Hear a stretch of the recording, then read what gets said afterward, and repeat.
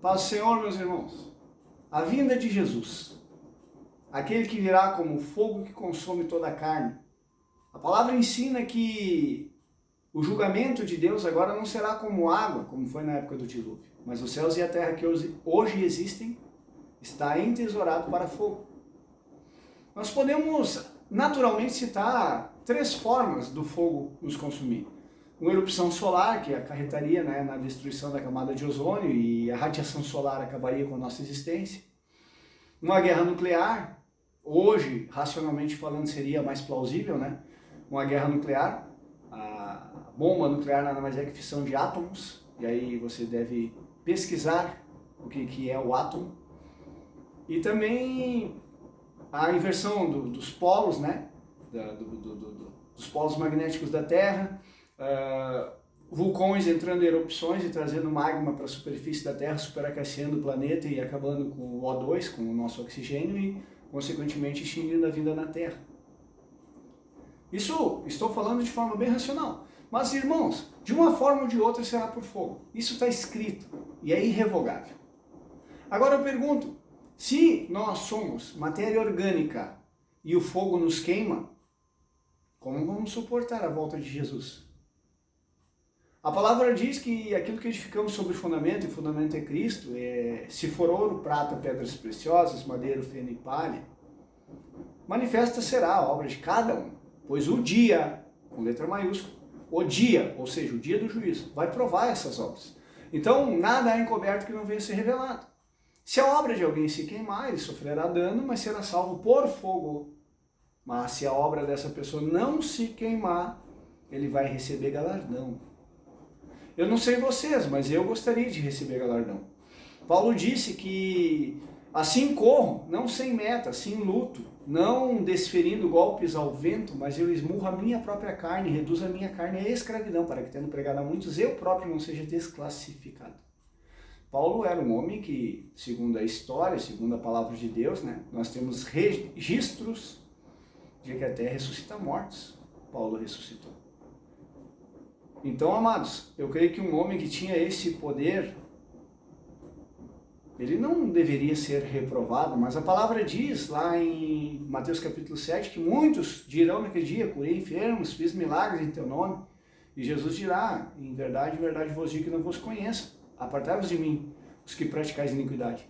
Ou seja, o próprio Paulo testifica que ninguém vai ser justificado diante de Deus por obras. Nós somos semeados na terra por Deus. Nós recebemos novamente a filiação divina.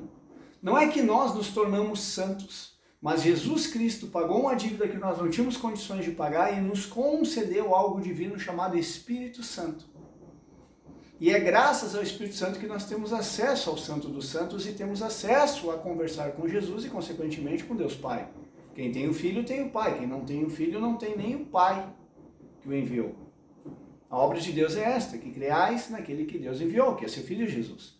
Quem Jesus enviou? O Espírito Santo. Onde o Espírito Santo está? Dentro ou fora? Dentro de nós. Ele intercede por nós com gemidos inexprimíveis. E eu preciso aprender não somente a ouvir a voz do Espírito Santo, como também a me sujeitar à vontade dele.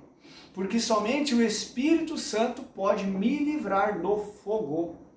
Porque se eu caminhar para a carne, eu caminho para a morte. Paulo disse isso. A carne milita contra o Espírito. Qual o Espírito? O Espírito Santo. E o Espírito milita contra a carne, porque eles são antagônicos, eles são opostos entre si, são inimigos. Então o meu inimigo é a carne. Mas o que é a carne? Os desejos terrenos e carnais. Satanás disse para Jesus: se você se prostrar e me adorar somente uma vez, eu te dou toda a riqueza e glória do mundo, porque me foi dado. E eu posso entregar para quem eu quiser.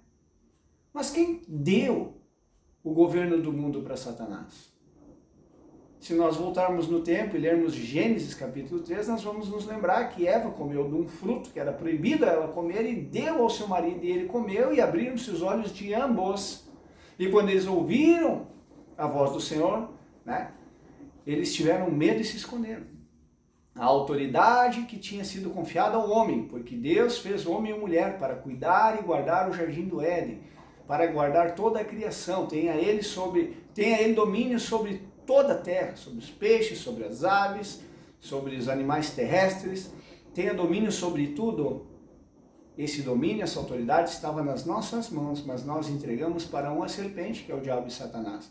E Jesus Cristo veio e tomou essa autoridade do príncipe deste mundo, que já está julgado, e concedeu essa autoridade à igreja. Só que o que é a igreja, que é eu e você estamos fazendo hoje?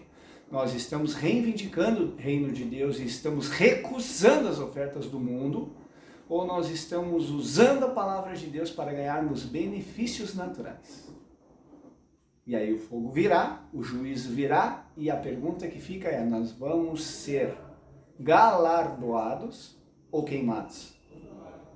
Nós temos que ter entendimento destas coisas, meus irmãos, porque a obra de Deus é muito simples, é retirar de nós toda a essência da serpente, toda a racionalidade humana, toda a justiça própria caída, de conhecimento de bem e mal, e nos colocar na justiça celestial. Deus amou o mundo de tal maneira que deu seu Filho unigênito ao mundo para aquele que nele crê não pereça, mas tenha vida eterna. Então a justiça de Deus é salvação. Quando eu olho para uma pessoa em pecado, quando eu olho para uma pessoa cometendo pecados, eu não tenho que julgá-las, eu tenho que clamar para que o Espírito Santo de Deus possa salvá-las da escravidão do pecado, porque todo aquele que comete pecado é escravo do pecado. Se você ainda peca, eu tenho a notícia para te dar, você é escravo do pecado.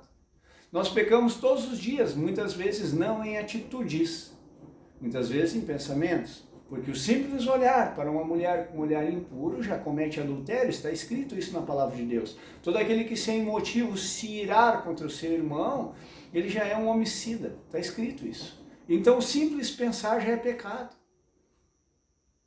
O pecado, uma vez consumado, gera morte, ou seja, se eu cometer a atitude, se eu proferir meus lábios, ou se eu tiver a ação proveniente daquele pensamento, eu consumei o pecado e gerei morte.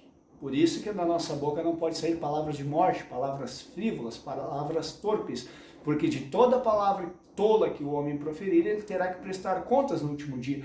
Eu pergunto para você hoje, você está preparado para passar pela porta estreita, pelo caminho apertado, ou você está tão acostumado com um evangelho cerimonial e religioso que você acha que é só ser bonzinho, dizimar, ofertar e ajudar uma pessoa carente e pronto, você vai ser arrebatado?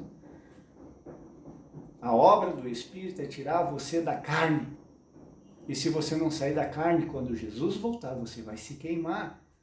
Não é que Jesus queira queimar você, é que Jesus é fogo consumidor.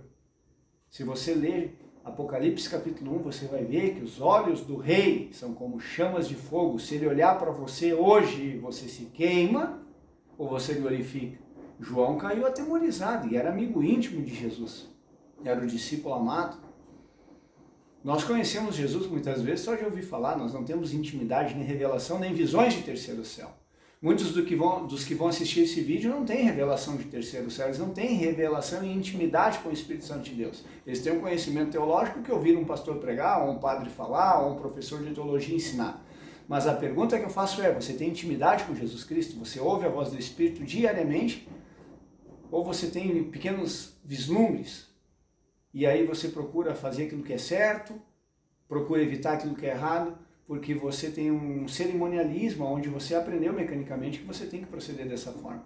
Ah, eu tenho que congregar no sábado, eu tenho que congregar no domingo, eu tenho que dizimar, eu tenho que ofertar, eu tenho que ajudar os pobres, eu tenho que ser submisso às autoridades eclesiásticas, tá? Tudo aí. E a intimidade, e a voz do Espírito Santo dentro de você.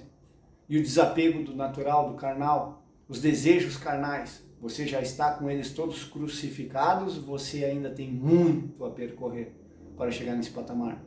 Porque se você sabe a resposta, você sabe aonde você está tropeçando. E você sabe que se Jesus voltasse ainda hoje, talvez você não suba. Talvez eu não suba. Se nos julgássemos a nós mesmos, nós não seríamos julgados.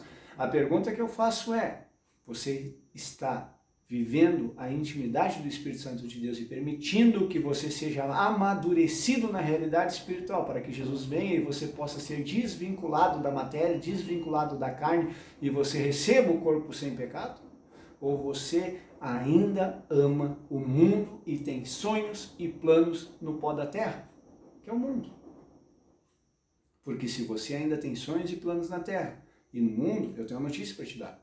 Você corre um grande risco de estar atrasando a vinda do Senhor, porque você não quer que Jesus volte, porque quando Jesus voltar, Jesus vai condenar esse mundo, e se Jesus condenar esse mundo, os seus sonhos naturais e mundanos não serão realizados.